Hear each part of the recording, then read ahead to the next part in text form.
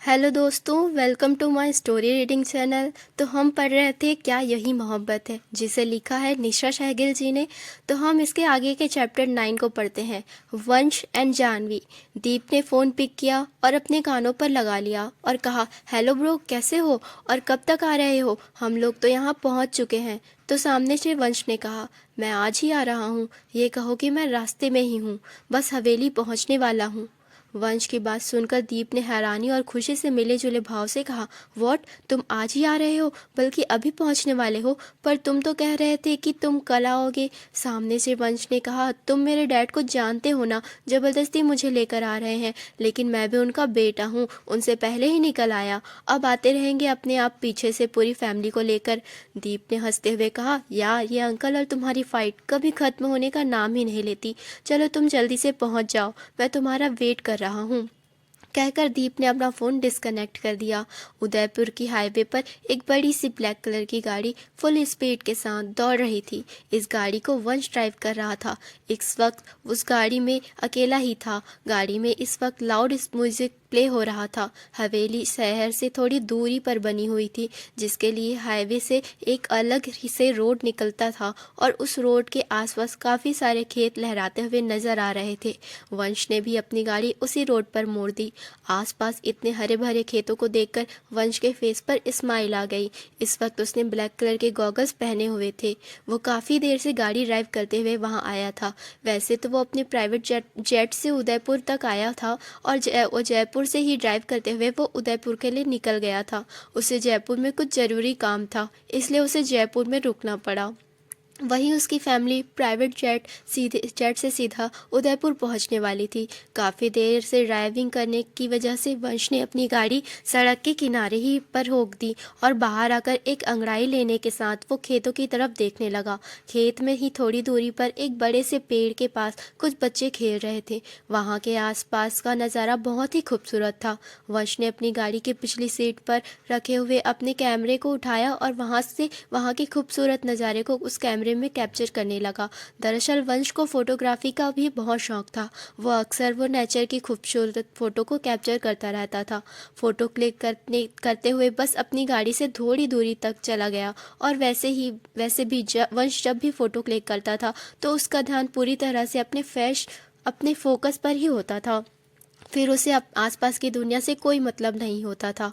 इसी तरह से कई सारी फ़ोटोज़ क्लिक कर ली। फिर उसने कैमरे को देखते हुए कहा, दुनिया के सारे रंग इस कैमरे में कैद हैं। इन रंगों को समेटकर मैं अपने साथ लेकर जाऊंगा। ये सोचते हुए वंश अपनी गाड़ी की तरफ आ ही रहा था। तभी सामने का नज़ारा देखकर उसके चेहरे के भाव एकदम से सख्त हो गए। वहीं आसपास के गांव के कुछ बच्चे उसकी गाड़ी के साथ उछल कूद कर रहे थे। कुछ बच्चे गाड़ी की बोनट पर चढ़े हुए थे तो कुछ गाड़ी की छत पर खड़े होकर कूद रहे थे। ये सब देखकर वंश ने उन पर चिल्लाते हुए कहा, तुम सब पागल हो गए हो क्या? क्या कर रहे हो मेरी गाड़ी में? तभी उसमें से एक लड़के ने कहा, तुम्हारी गाड़ी बहुत अच्छी है, थोड़ी देर हमें इसके साथ खेलने दो ना। तो वंश ने उस लड़के को डांटते हुए कहा, ये क्या तुम्हारी कोई खेलने की चीज़ दिखती है? चुपचाप से मेरी गाड़ी से दूर हो जाओ। सारी गाड़ी तो मेरी खराब करके रख दी। तभी दूसरे लड़के ने कहा, पहले हमें इसमें बैठाकर थोड़ा सा घुमा कर लेकर आओ, तभी हम तुम्हें यहाँ से जाने देंगे, वरना नहीं जाने देंगे। तो वंश ने उस लड़के को पकड़कर अपनी गाड़ी से नीचे उतारते हुए कहा, मेरे पास फालतू का वक्त नहीं है कि तुम्हें अपनी गाड़ी में बैठकर घुमाता फिरूं। अब चुपचाप यहाँ से दफ़ा हो जाओ। तभी वहाँ पर पहले लड़के ने बड़ी एटीट्यूड से कहा, शक्ल से तो किसी हीरो की तरह लगते हो, पर हरकतें बिल्कुल एक विलेन की तरह है तुम्हारी। उस लड़के की बात सुनकर वंश ने उसे हैरानी से देखा और कहा, 1.5 फुट की ऊंचाई नहीं है तुम्हारी और जबान देखो गज भर गई।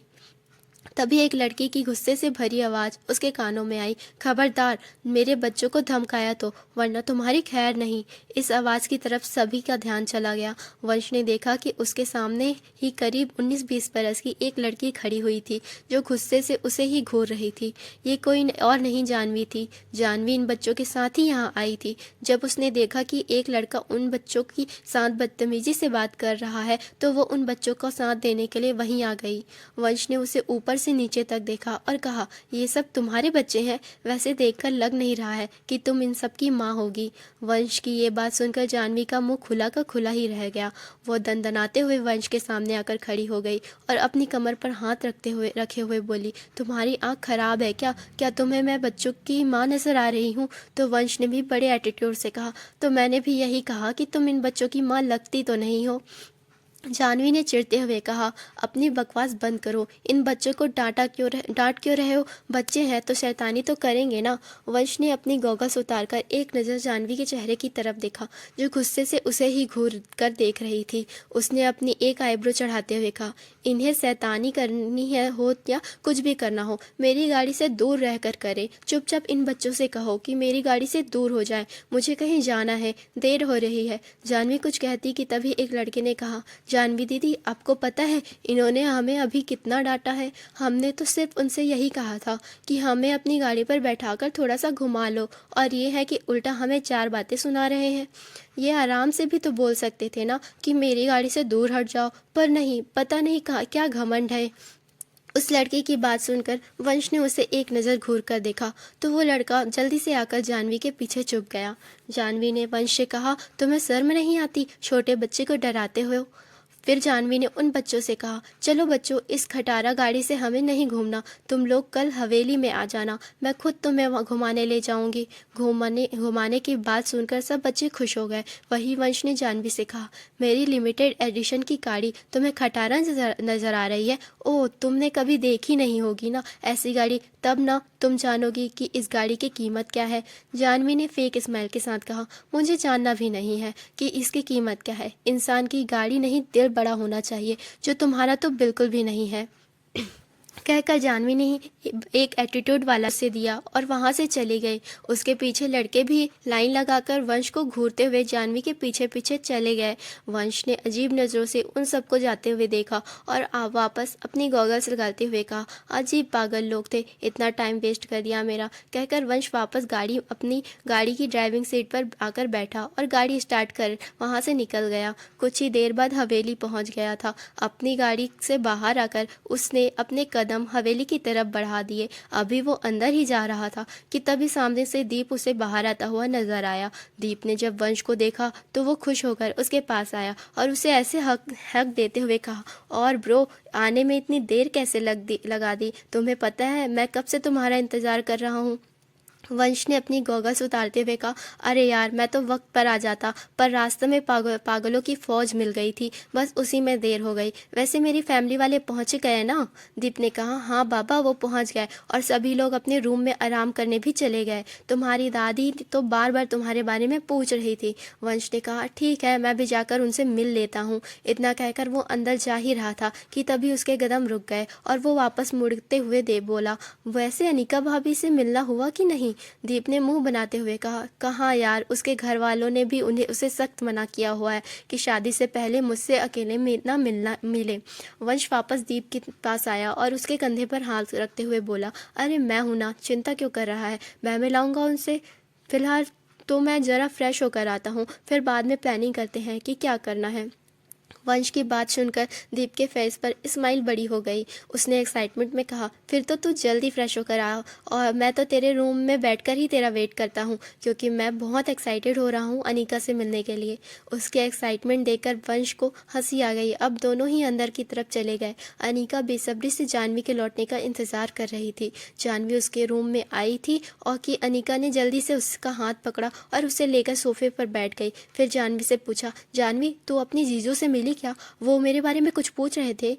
इसी के साथ अनिका ने ढेर सारे सवालों की झड़ी लगा दी। जानवी ने अपनी आई रोल करते हुए कहा, क्या अनिका दीदी, अभी तो चैन से मुझे बैठने भी नहीं दिया और आते ही इतने सारे सवाल पूछ रहे हैं। दरअसल जानवी दीप से मिलने के बाद सीधा बच्चों के साथ खेतों की साइड चली गई थी। जानवी जब दीप से मिलने के लिए आ रही थी तभी वहीं के गार्डन के पास काम करने वाले मालिक की बेटी ने जानवी से कहा कि वो उसे यहाँ खूबसूरत दिखाने के लिए जाएगी। तो जानवी ने भी उसे चलने के लिए हामी भर दी। दरअसल जानवी दरअसल जानवी दीप से मिलने के बाद सीधा बच्चों के साथ खेतों की साइड चली गई थी। जानवी दीप से मिलने के लिए आ रही थी, तब वहीं गार्डन पर काम करने वाली माली की बेटी ने जानवी से कहा कि वो उसे यहाँ का खूबसूरत को दिखाने ले जाएगी, तो जानवी ने भी उससे चलने के लिए हामी भर दी।